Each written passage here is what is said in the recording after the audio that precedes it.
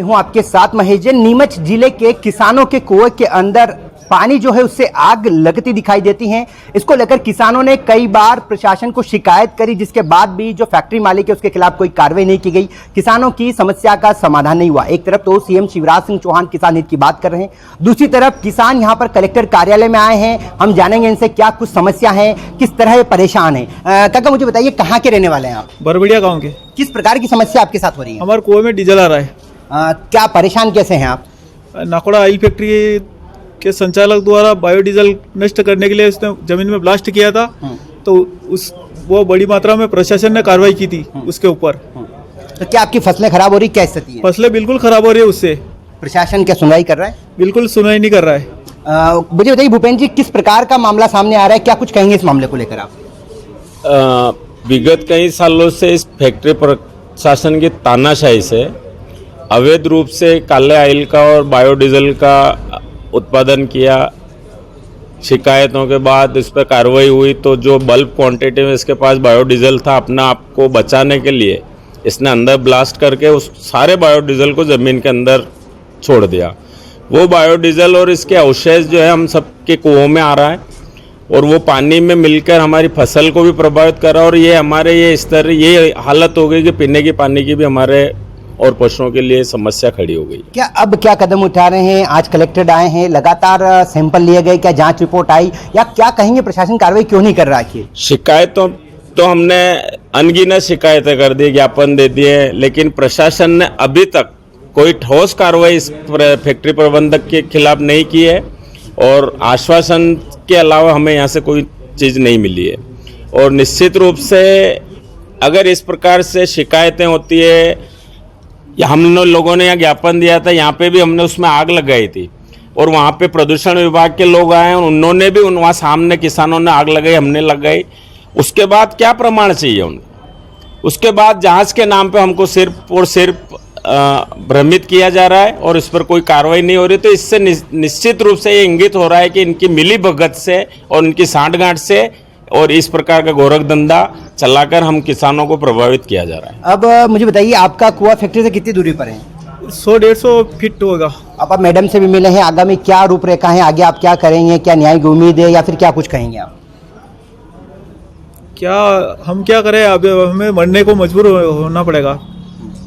क्या प्रशासन न्याय नहीं दे पा रहा है, क्या स्थिति है?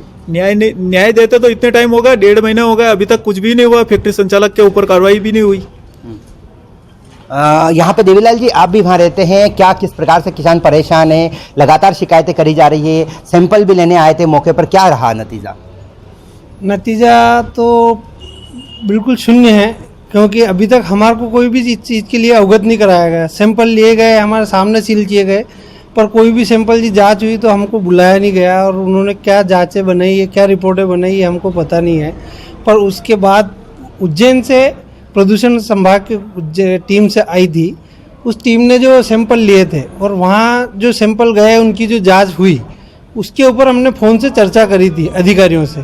तो वहाँ से हमारे को पता चला कि आज से 10 दिन पूर्व ही यहाँ वो सैंपल की रिपोर्ट सारी पहुँचा दी गई। क्या प्रशासन ने कोई कार्रवाई करी, क्या स्थिति है? प्रशासन कोई भी कार्रवाई नहीं कर रहा है, बिल्कुल भी कार्रवाई नहीं हो रही। अगर कार्रवाई होती तो अभी वो फैक्ट्री बिल्कुल सील मिलती। क्या लगता है क्यों कार्रवाई नहीं हो रही है?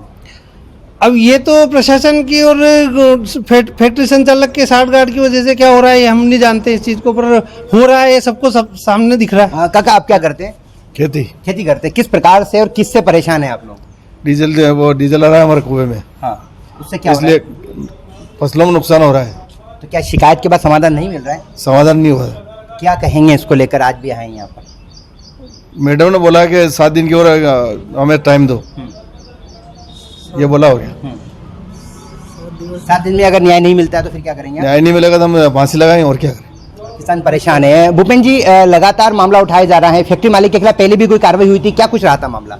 और अभी वर्तमान में जो अपने आप को किसानों के मुखिया हैं, जो किसानों को अपना आप को बेटा बताते हैं और किसान हितैषी बताते हैं, उनसे हम किसानों को कोई न्याय नहीं मिल रहा है और दिन ब दिन हमारी परेशानियां बढ़ती जा रही है। हमें प्रदूषण के रूप में हमें जमीन से और आसमान से दोनों से हम प्रभावित हो रहे हैं। हमारा जीवन खतरे में है।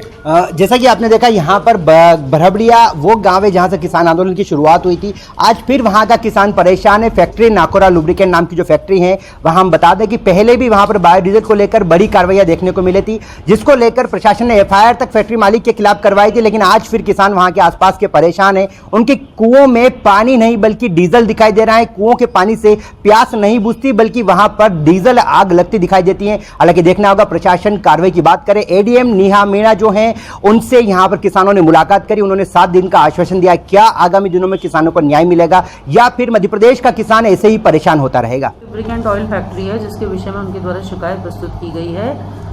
पूर्व में भी इस प्रकार की इनके द्वारा बताया गया है कि ये इशू रेज किया गया है, जिसके अंतर्गत जो ये कारखाना है ये बायोडीजल का निर्माण कर रहा है। तो इसमें 2-3 इश्यूज आते हैं कि नंबर 1 तो ये आता है कि उनके पास क्या विधिवत अनुमति है बायोडीजल प्रोड्यूस करने की।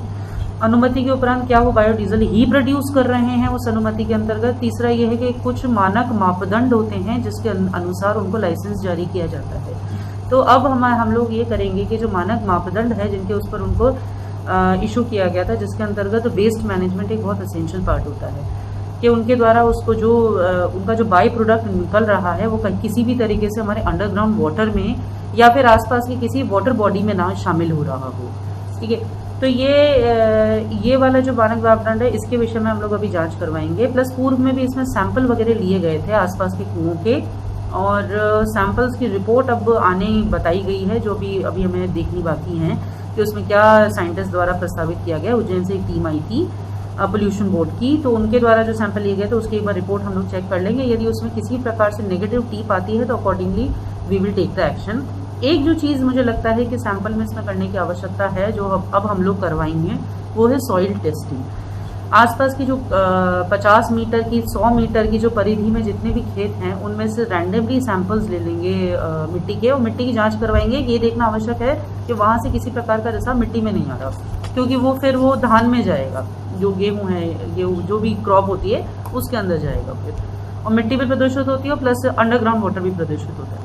तो ये 2-3 तरह के इश्यूज हैं जो उनके द्वारा रेज किए गए हैं, और अब हम इसमें नियमानुसार जांच कराएंगे, जिसमें सबसे पहले हमें स्टैंडर्ड जो मापदंड होते हैं वो निकलवा के हम देखेंगे कि किस पे उनको अनुमति दी गई थी और उनके द्वारा उनका कंप्लाइंस किया जा रहा है। यदि कंप्लाइंस नहीं करते हैं तो ऑटोमेटिकली वो निरस्तीकरण की सिचुएशन बन जाती है। मैडम, देखा जा रहा है सीएम साहब तो किसानों को लेकर इतने सख्त हैं और किसान हित की बात करें, दूसरी तरफ लगातार 1 माह से ऊपर हो गया किसान शिकायत करें। आसपास के कुओं की तस्वीरें खुद तहसीलदार और प्रदूषण नियंत्रण बोर्ड की टीम में हम मौके पे थे, कुओं से पानी खींच के जिस पानी में उन्होंने आग लगाई तो आग लग रही है, सामने नजारा दिख रहा है। इसमें लगता नहीं कहीं प्रशासन लापरवाह दिखाई दे रहा है? 1 महीने बाद भी किसान इस तरीके से कुओं के अंदर जहाँ पानी होना चाहिए वहाँ डीजल है, इसको किस एंगल से देखते हैं आप?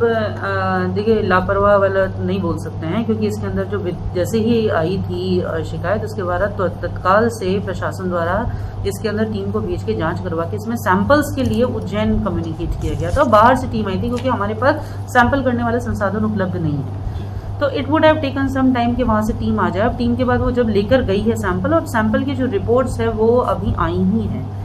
आज जब हम बाइट दे रहे हैं तो उसके उपरांत जैसे ही वो रिपोर्ट अब हम संज्ञान में लेके उसके तारतम्य में अब कार्रवाई की। उज्जैन के अधिकारियों से बात हुई, किसान ने रिकॉर्डिंग भी, जिसमें अधिकारी बोल रहे हैं 10 दिन हो गए सैंपल की रिपोर्ट भेज दी गई है। भेज दी गई हैं, हाँ जी, मैं आपको खुद बता रही हूँ कि सैंपल की जो रिपोर्ट है वो प्राप्त हो चुकी हैं। जैसा मैंने आपको बताया कि एक मिट्टी का जो सैंपल था वो रह गया था, मिट्टी का सैंपल हम लोग करवाएंगे, और जो सैंपल की रिपोर्ट आई है उसमें यदि नेगेटिव टीप आती है, क्योंकि वो मेरे डेस्क तक अभी तक नहीं आई है, लेकिन आप ये संज्ञान में बात अभी जो भरबड़िया के जो किसान आए थे, बंधु आए थे, उनके द्वारा इस संज्ञान में लाया गया है, अकॉर्डिंगली कार्रवाई की जाएगी। मैम, जहाँ तक कि किसानों के कुओं में पानी आ रहा है, किसान एक, आप इस मामले को कितना गंभीरता से मानते हैं कि जल्दी निराकरण होना चाहिए, कब तक होगा? गंभीर इशू है। देखिए, इसके अंदर मैंने आपको जैसा बताया कि हमारा ग्राउंड वाटर होता है वो किसी तरह से प्रदूषित नहीं होना चाहिए, हमारी मिट्टी प्रदूषित नहीं होनी चाहिए, क्योंकि उसमें जनहन दोनों की हानि होने की संभावना रहती है। तो इसलिए एज आई सेड कि हमारी रिपोर्ट आ चुकी है, उसके बेसिस पे यदि हमें लगता है एक्स्ट्रा किसी सैंपल की आवश्यकता है तो दैट वी विल डू। नहीं तो जैसी भी रिपोर्ट है, अगर नेगेटिव आई है या जिस भी प्रकार की रिपोर्ट आई है, हम लोग उस पर फिर तत्काल से कार्रवाई करेंगे। किसान आंदोलन की शुरुआत बरबड़िया से हुई थी, किसानों ने आत्महत्या करने की धमकी भी दी है कि 7 दिन में समाधान नहीं होता, क्या उम्मीद की जाए प्रशासन से आगे? मैंने आपको बोला कि तत्काल से हम लोग इसमें कार्रवाई कर रहे हैं। जैसे मैंने आपको बताया कि रिपोर्ट प्राप्त हो चुकी है, बरबड़िया के किसानों द्वारा संज्ञान में लाया गया था, एंड आई जस्ट चेक कि इसमें रिपोर्ट प्राप्त हो चुकी है, और हम लोग अब इसमें आगामी कार्रवाई करेंगे।